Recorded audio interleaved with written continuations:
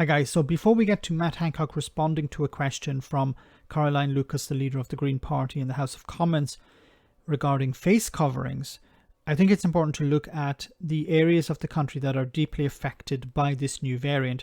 So you can see here, this information was published by the Financial Times. Growing outbreaks of B.1.617.2 variant, also known as the Indian variant. Blackburn, Bolton in particular, Bedford and others are seeing a dramatic increase in this new variant in respect to previous variants. This is extremely concerning. So you would imagine that the health secretary would be being proactive here and decide, yes, certain restrictions that are now being eased in the country must remain in force, particularly in Bolton and Blackburn. So let's say what the question was and how he responded. Caroline Lucas. Thank you, Mr. Deputy Speaker. Given that the so-called Indian variant is now a variant of concern and linked to several outbreaks in schools, why has the government just abandoned the requirement to wear face masks in secondary school classrooms? The Secretary of State is fond of claiming that he's following the science, but this flies in the face of scientific advice from SAGE, from public health experts, and from teaching unions. And it begs the question as to why he's getting rid of one of the few mitigation measures in schools, which we know actually works, when we have such a very transmissible variant. No one wants to see face masks in schools for longer than necessary, but neither do they want children to lose out on face-to-face education because of virus outbreaks. Once community rates go up, school rates go up. So why is he needlessly putting education at risk? Now, this is a legitimate question.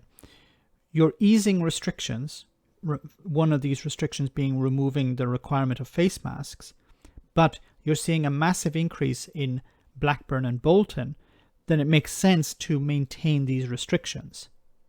Classroom setting, being able to see somebody's face does have a material impact, and therefore we don't want to have face coverings in school settings for longer than they're necessary, but we are prepared to have them in place where they are necessary. There is discretion for local directors of public health where... Okay, but what if the public health officials don't take the necessary steps? Shouldn't you step in and enforce it? There are significant challenges, and it's something that we discuss, for instance, with the Director of Public Health in Bolton and in Blackburn. That's been part of the discussions over the last few days. And therefore, we're having a more localised approach without the blanket approach that she recommends. She didn't recommend a blanket approach. She said that these areas, what are you going to do about it? And it would make sense that you could actually impose a blanket measure, because obviously viruses don't stay in one place, they spread.